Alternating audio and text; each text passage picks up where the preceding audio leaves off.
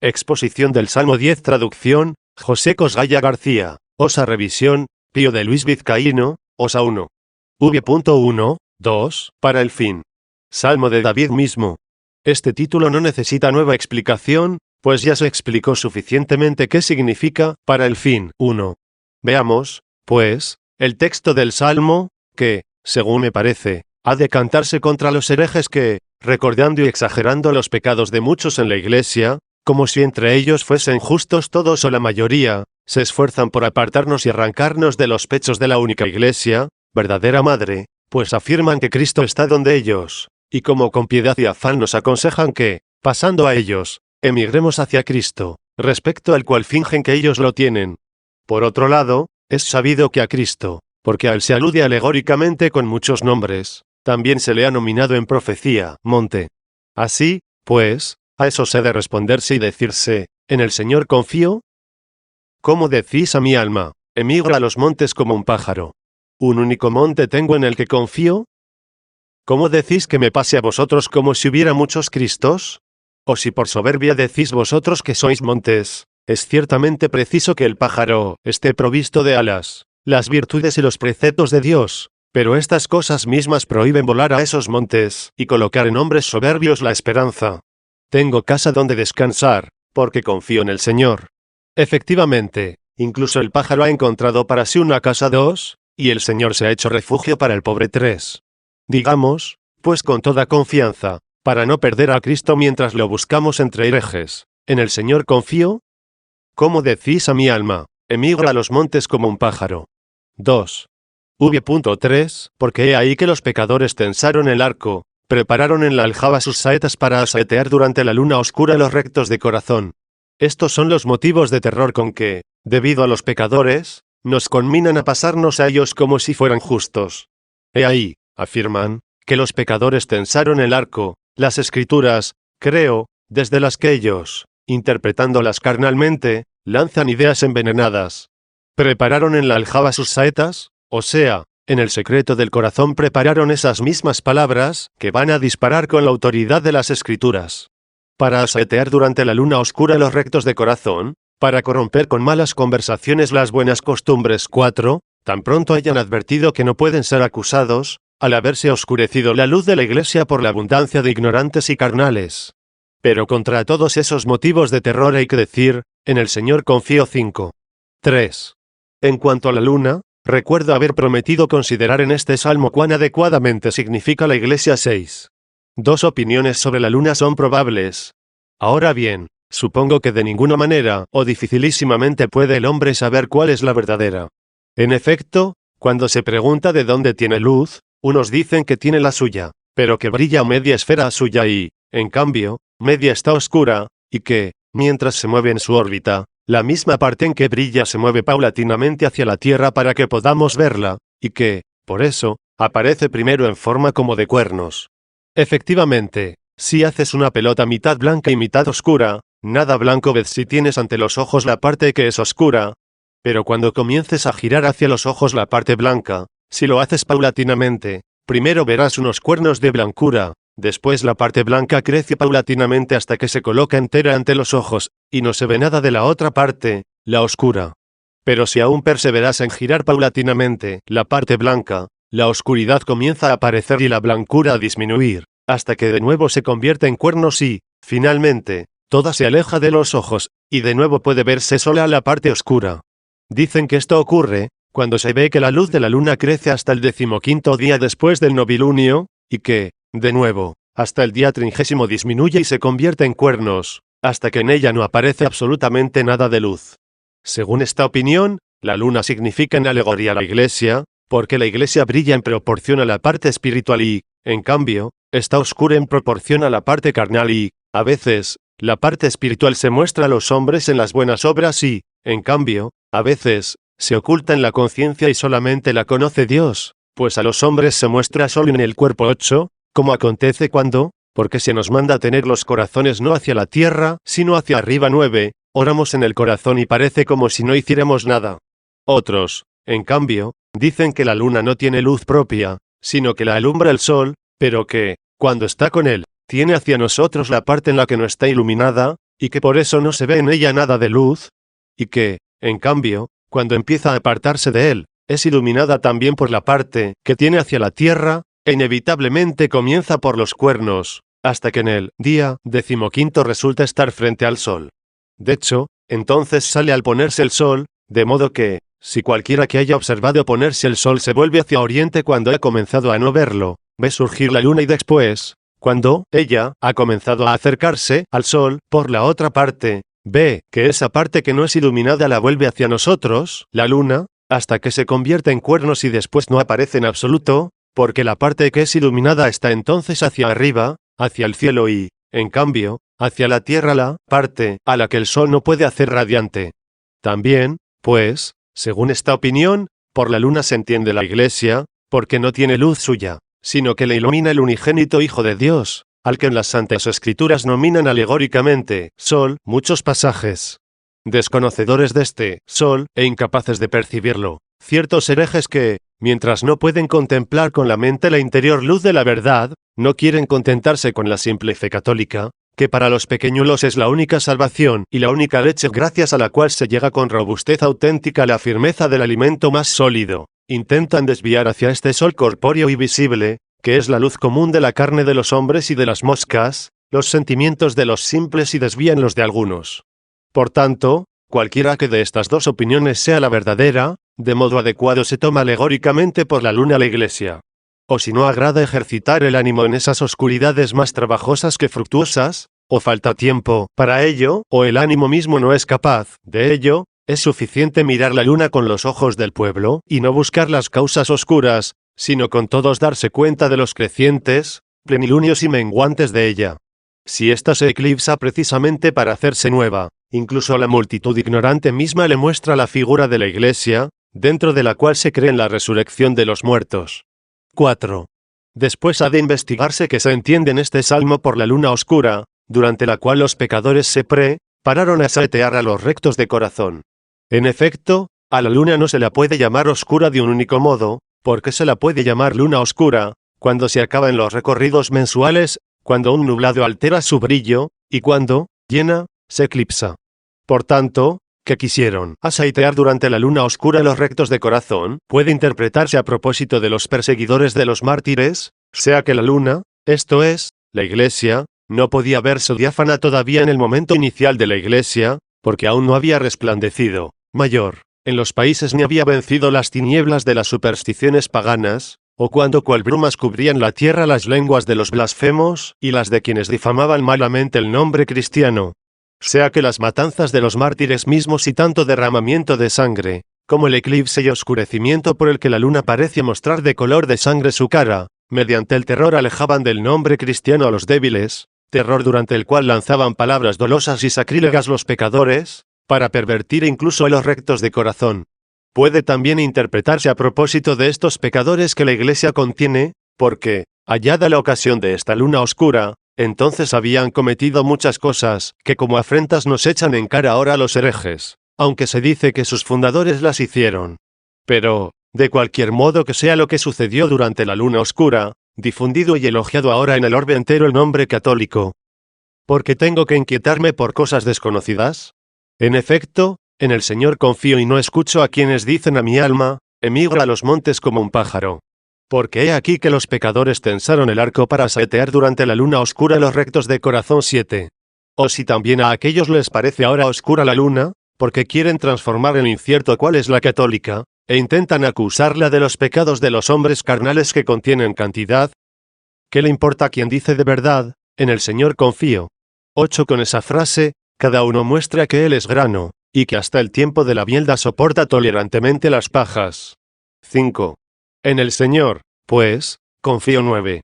Teman esos que confían en el hombre 10 y no pueden negar que ellos son del partido del hombre por cuyas canas jura, y que, cuando en una conversación se les pregunta de qué comunión son, no pueden ser reconocidos, si no dicen que ellos son del partido de aquel.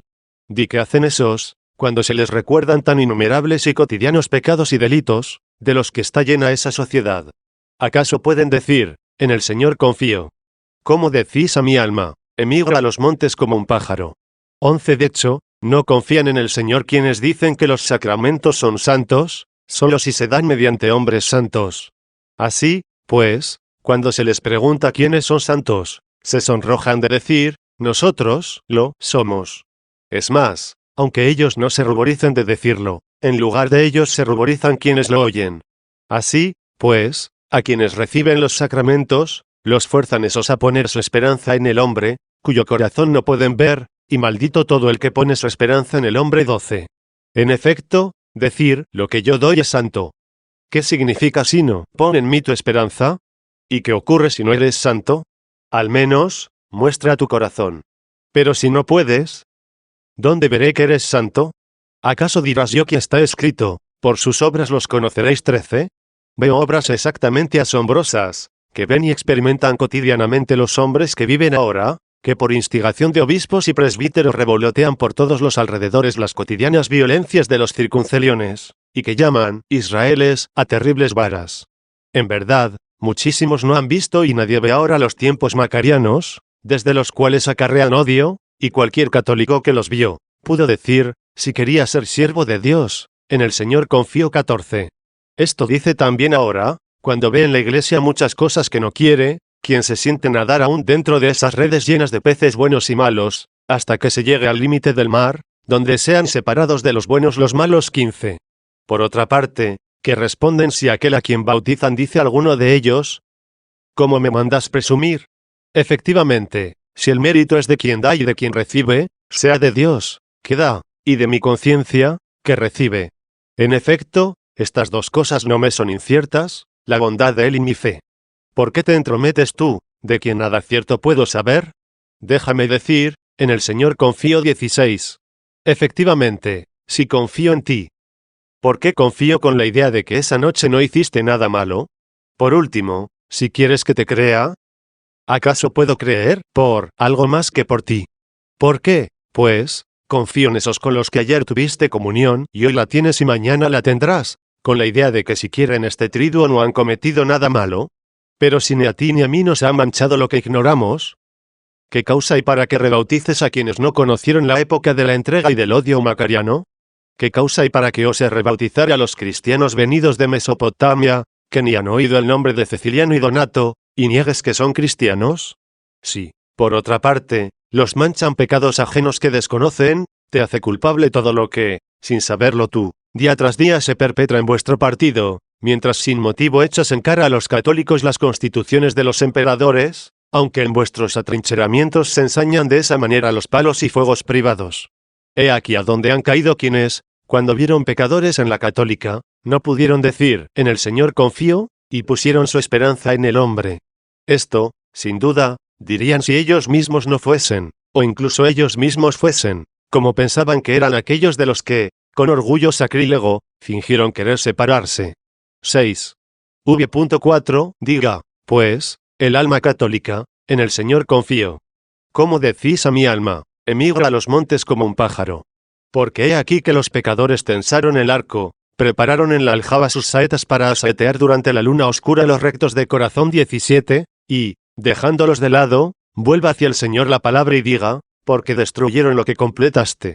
Y diga esto no solo contra esos, sino contra todos los herejes, pues todos, en cuanto depende de ellos, destruyeron la alabanza que por boca de niños aún sin habla y lactantes 18 Dios completó, mientras hostigan a los pequeñuelos con cuestiones insustanciales y embarazosas y no les dejan alimentarse con la leche de la fe. Por tanto, como si se dijera a esta alma, ¿por qué te dicen estos? Emigra a los montes como un pájaro. ¿Por qué te aterrorizan con los pecadores, que tensaron el arco para saetear durante la luna oscura los rectos de corazón? Ella, responde, ciertamente, me aterrorizan porque destruyeron lo que completaste. ¿Dónde, sino en sus conciliábulos, donde no solo no nutren con leche a los pequeñuelos y a los desconocedores de la luz interior, sino que los matan con venenos? En cambio, el justo, ¿qué ha hecho? Si tanto Macario como Ceciliano os ofendieron. ¿Qué os ha hecho Cristo que dijo, mi paz os doy, os dejo mi paz? 19 que vosotros habéis violado con la execrable disensión? ¿Qué os ha hecho Cristo, que soportó a su traidor 20 con paciencia tan grande que le entregó, como a los demás apóstoles, la primera Eucaristía, confeccionada por sus manos y encomendada por sus labios? 21. ¿Qué os ha hecho Cristo, que al mismo traidor suyo, al que llamó Diablo 22, el cual, antes de la traición al Señor, no pudo mostrar lealtad ni siquiera a los saquitos 23 del Señor, lo envió a predicar el reino de los cielos con los demás discípulos, para demostrar que los dones de Dios llegan a quienes los reciben con fe, aunque ese mediante el que los reciben sea cual fue Judas. 7. V.5 El Señor está en su templo santo. Así es en verdad, según dice el apóstol, pues santo es el templo de Dios, que sois vosotros. Pues bien, a quien haya violado el templo de Dios, Dios lo destruirá enteramente. 24. Viola el templo de Dios, quien viola la unidad, pues no se aferra a la cabeza. 25, en virtud de la cual el cuerpo entero, conexo y compacto gracias a todo el influjo del abastecimiento, según la actividad a medida de cada parte, produce el incremento del cuerpo para edificación de sí mediante la caridad. 26. El Señor está en este su templo santo, que consta de muchos miembros suyos, que desempeñan sus funciones respectivas, provistos de la caridad para levantar una única edificación. Lo viola todo aquel que a causa de su primacía se separa de la comunidad católica. El Señor está en su santo templo, el Señor, en el cielo su trono. Si por cielo tomas al justo como por tierra tomas al pecador, al cual está dicho, tierra eres y a la tierra irás, 27, entenderás que lo que dice, el Señor está en su templo santo, se repite cuando se dice, el Señor, en el cielo su trono. 8. Sus ojos se vuelven a mirar al pobre. Sin duda, los de ese, a quien se ha abandonado el pobre, y que se ha hecho refugio para el pobre. 28. Y, por eso, todas las sediciones y tumultos, que, dentro de esas redes, hay, hasta que se las arrastre a la playa, a propósito de los cuales los herejes nos insultan para su perdición, y para nuestra reforma, suceden mediante esos hombres, que no quieren ser pobres de Cristo. Pero, ¿acaso de esos que quieren serlo, alejan los ojos de Dios? De hecho, sus ojos se vuelven a mirar al pobre. ¿Acaso es de temer que en la multitud de ricos no pueda ver a los pocos pobres, para nutrirlos, custodiados en el regazo de la Iglesia católica? Sus párpados interrogan a los hijos de los hombres. Según aquella regla 29, a gusto tomaría yo aquí por los hijos de los hombres a los regenerados mediante la fe, después de ser viejos. En efecto, a estos, ciertos pasajes oscuros de las Escrituras, cual los ojos de Dios cerrados, los aguijonean a buscar, y, a la inversa, ciertos pasajes claros, cual los ojos de Dios abiertos, los iluminan para que gocen. Y, en los libros santos, esas frecuentes clausura y apertura son cual los párpados de Dios, que interrogan, esto es, comprueban a los hijos de los hombres, a los que ni la oscuridad de las cosas abruma, sino que los aguijonea, ni el conocimiento de ellas los hincha, sino que los afianza. 9. V.6 El Señor interroga al justo y al impío. ¿Por qué, pues, tememos que los impíos, si por casualidad comparten con nosotros los sacramentos con corazón no sincero, nos dañen en algo, siendo así que aquel interroga al justo y al impío? Por su parte, quien ama la iniquidad, odia su alma, esto es, el amante de la iniquidad daña solamente a su alma, no al que cree a Dios y no pone su esperanza en el hombre. 30. 10. V.7, 8 Hará llover sobre los pecadores trampas. Sí, en general, por nubes se entiende los profetas, tanto los buenos como los malos, a los que se nomina también pseudoprofetas. Los pseudoprofetas están ordenados por el Señor Dios, de manera que desde ellos hace llover sobre los pecadores trampas. En efecto, nadie sino el pecador cae en ellos para seguirlos, sea como preparación del último castigo, si prefiriera perseverar en pecar, sea para combatir la soberbia si algún día buscase a Dios con cuidado muy sincero.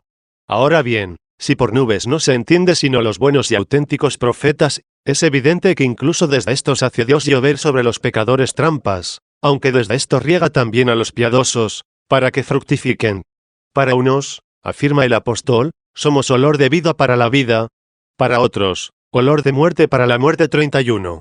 En efecto, puede llamarse nubes no solo a los profetas, sino a todos los que riegan con la palabra de Dios las almas.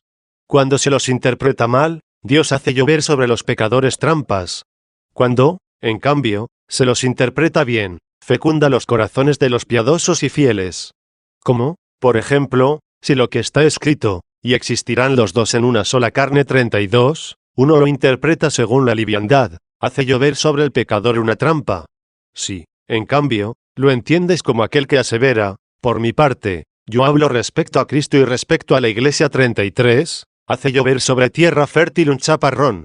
Pues bien, idéntica nube, esto es, la divina escritura, ha hecho una y otra cosa. Asimismo, el Señor dice, no os mancha lo que entra en vuestra boca, sino lo que sale. 34.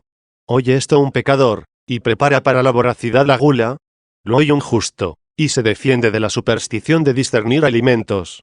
Por tanto, también en este caso, idéntica nube de las Escrituras ha derramado según el mérito de cada uno, para el pecador una lluvia de trampas, y para el justo una lluvia de fecundidad. 11. Fuego y azufre y viento de borrasca son la porción de su copa. El castigo y el desenlace de esos por cuya culpa se blasfema el nombre de Dios, son estos, primero, los devasta el fuego de sus pasiones. Después, el hedor de las malas obras los echa de la asamblea de los bienaventurados. Por último, alejados y hundidos sufren castigos indecibles. En efecto, esta es la porción de su copa, como la de los justos es tu copa embriagadora. Cuán deslumbradora. 35. Por cierto, se embriagarán de la abundancia de tu casa. 36. Por otra parte, opino que la copa se nombra, para que no supongamos que mediante la divina providencia se hace contra el modo y la medida, ni siquiera en cuanto a los castigos mismos de los pecadores. Y, por eso, como se adujera la razón de por qué sucede aquello, añade, porque justo es el Señor y amó las justicias, en plural, no sin razón, sino que quiere decir hombres, de modo que se entiende que en vez de justos, se ha puesto justicias. De hecho, parece como si en muchos justos fuesen muchas las justicias, aunque es única, la de Dios, de la que participan todos, igual que si un único rostro mira muchos espejos, lo que en él es singular, desde ellos se refleja en plural. Por eso, se refiere de nuevo al singular, diciendo, su rostro vio la equidad. Tal vez se haya puesto, su rostro vio la equidad, como si en vez de ello se dijera, la equidad ha sido vista en su rostro, esto es, en el conocimiento acerca de él. De hecho, el rostro de Dios es la potencia con que se da a conocer a los dignos de ello. O ciertamente, su rostro vio la equidad, porque se muestra para que lo conozcan no los malos, sino los buenos, y eso es la equidad. 12. Sí, por otra parte, alguien quiere entender por la luna la sinagoga, refiere a la pasión del Señor el Salmo y diga acerca de los judíos, porque destruyeron lo que completaste, y acerca del Señor, en cambio, el justo, ¿qué ha hecho? 37. Acusaban de destructor de la ley aquel cuyos preceptos habían destruido viviendo perversamente, despreciándolos y estableciendo los suyos. Así se explica que, como suele, el Señor habla en cuanto hombre, al decir, en el Señor confío. ¿Cómo decís a mi alma, emigra a los montes como un pájaro? 38. Se expresa así por las intenciones terroríficas de quienes ansiaban capturarle y crucificarle. Esto mismo acontecía cuando los pecadores deseaban asaltar a los rectos de corazón, esto es, quienes habían creído a Cristo, durante la luna oscura. 39, esto es, repleta de pecadores la sinagoga. Se trata de una interpretación que no es absurda. A ella se ajusta también lo que se dice, el Señor está en su templo santo, el Señor, en el cielo su trono. Es decir, la palabra que mora en el hombre, o el Hijo del hombre que está en los cielos. Sus ojos se vuelven a mirar al pobre, o al que ha asumido en cuanto Dios, o a ese por el que padeció en cuanto hombre. Sus párpados interrogan a los hijos de los hombres. 40. La clausura y apertura de ojos, que probablemente expresa el nombre párpados, podemos tomarlas por su muerte y resurrección, cuando puso a prueba a los hijos de los hombres, sus discípulos, aterrorizados por su pasión y alegrados por su resurrección. El Señor interroga al justo y al impío, pilotando ya desde el cielo a la iglesia. Por su parte, quien ama la iniquidad, odia su alma. 41. ¿Por qué es esto así? Lo enseñan las cosas que siguen. En efecto, hará llover sobre los pecadores trampas. 42, y todo lo demás hasta el final del Salmo, ha de interpretarse según la exposición precedente.